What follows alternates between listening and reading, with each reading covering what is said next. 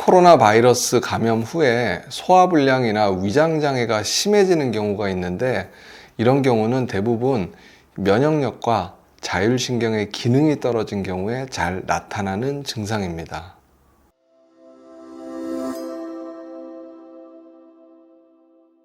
얼마 전 뉴스에서 코비드-19 환자 10명 중에 8명이 완치가 된 후에도 소화기 질환으로 병원 진료를 받는 것으로 나타났다는 기사를 본 적이 있습니다. 이런 현상은 국내뿐 아니라 해외에서도 비슷하다고 합니다. 일반적으로 코로나 감염하면 호흡기 질환이라고 생각하기 때문에 의아해 하시는 분들이 많으실 거라 생각합니다. 그런데 최근 건강보험공단 통계에 따르면 코로나 감염 후에 외래 진료를 본 환자의 비율을 보면 호흡기 내과 진료가 20% 내외인데 반해서 소화기 계통의 질환이 32%로 더 많았고요. 소화기 진료 다음으로도 호흡기 질환보다 근골격계 및 결합조직의 질환 진료가 한 23% 정도로 더 많았다고 되어 있습니다. 실제로 저희 외래에서도 자율신경 실조증으로 진료를 보는 환자분들 중에서 소화불량, 설사, 메스꺼움 등의 위장관 증상을 호소하는 분들이 코로나 이후에 뚜렷이 늘어난 것 같습니다. 특히 코로나 이전에 과민성 대장이나 기능성 소화불량 등의 위장장애가 있던 분들이나 면역력이 저하되어 있는 분들 중에서 코로나 감염 후에 위장장애가 더 심해지는 경우가 두드러지는 것 같습니다. 오늘 영상에서는 이와 관련된 연구들 중에서 미국 스탠퍼드 대학교 연구팀에서 발표한 논문에 대해서 소개를 드리겠습니다. 아마 이 연구 결과를 보시고 나면 코로나 감염 후에 위장장애가 악화되거나 또는 장기간 지속되는 것에 대해서 그럴 수도 있겠다라고 이해가 되실 수 있을 거라 생각합니다.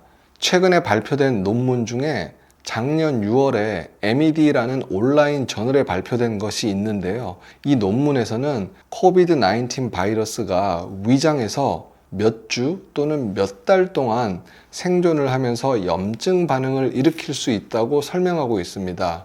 이 그림을 보시면 코로나 바이러스 감염 후 대변에서 코로나 바이러스가 일주일 이내는 절반 정도에서 발견이 되고요. 4개월이 지나면 약 13% 정도에서 발견된다고 합니다. 그런데 놀라운 것은 최장 7개월까지도 대변에서 바이러스가 검출될 수 있다는 사실입니다.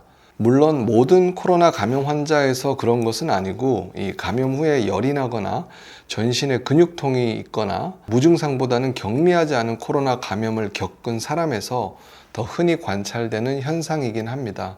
이 연구를 주도한 아미 비트 박사는 일부 코비드-19 감염 환자에서 메스꺼움이나 구토, 복통 또는 설사 등의 위장장애 증상이 심하게 나타나는 이유가 바로 바이러스가 장 점막을 침투해서 염증 반응이나 면역 반응을 지속적으로 유발하기 때문이라고 합니다. 최근 1, 2년 사이에 이와 유사한 논문들이 다수 있는데, 공통적으로 이야기하는 것은 코비드-19 감염 이후에 단순히 호흡기 질환만이 문제가 되는 것이 아니라 의외로 소화기 질환의 후유증이나 합병증 비율이 높다는 것입니다. 그리고 이러한 이유 중에 하나는 코비드-19 바이러스가 기타 호흡기 감염병과는 달리 위장 점막의 침투가 흔한 것도 이유일 수 있고요. 조금 더 근본적으로는 이런 증상이 위장이 면역 기능과 관련이 많기 때문에 발생하는 현상이라는 것입니다. 즉, 코비드-19 감염 후에 바이러스가 위장 점막에서 지속적으로 염증과 면역 반응을 일으켜서 메스꺼움이나 설사, 복통 또는 과민성 대장 증상이나 기능성 소화불량 증상을 유발을 하는데, 면역력이 떨어져 있는 사람에서 기존의 위장장애를 악화시킨다는 의미입니다. 이 위장은 음식물을 소화하고 흡수하거나 배출하는 기능과 함께 인체의 면역력에 매우 중요한 역할을 합니다. 일본의 저명한 면역학자 오쿠무라 코우는 젊음과 건강은 나이가 아니라 면역력에 달려 있고, 우리 몸의 면역세포는 70% 정도가 장에 있기 때문에 장의 건강이 젊음의 척도라고도 말하고 있습니다. 이 소장 점막에는 면역 기능을 담당하는 페이어스 패치라는 림프기관이 있습니다. 이해하기 쉽게 설명을 드리면 입 안에는 호흡기 감염을 유발하는 세균이나 입이나 코로 침투해서 폐로 들어가는 폐렴을 일으키는 것을 방어하기 위해서 편도선이 있습니다.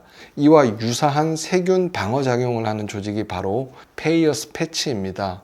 즉 음식을 통해서 위장으로 들어오는 무수히 많은 세균과 병원균에 맞서기 위해서 위장은 면역 기능이 활발해야 하는데요. 실제로 위장에서는 매일 약 4g의 항체를 만들어서 인체의 중요한 면역 시스템으로서의 역할을 합니다. 이처럼 위장은 활발한 면역 기능을 하기 때문에 코비드-19 바이러스가 인체에 침투하면 위장 점막으로 침투해서 면역 반응을 유발하고 소화불량이나 위장 기능 장애 등의 증상을 유발하거나 기존에 있던 위장 증상을 악화시킬 수 있다는 것이 오늘 영상의 핵심 내용입니다.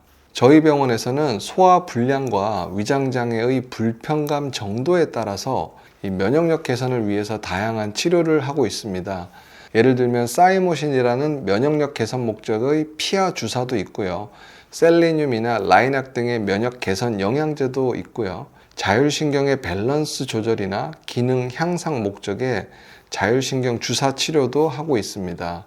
그리고 정상적인 생활이 불가능한 극심한 위장장애 환자분들에서는 이 면역력 개선에 가장 효과적인 줄기세포 치료를 하는 경우도 있습니다. 이전 영상에서도 줄기세포의 효능에 대해서 설명을 드렸었는데요.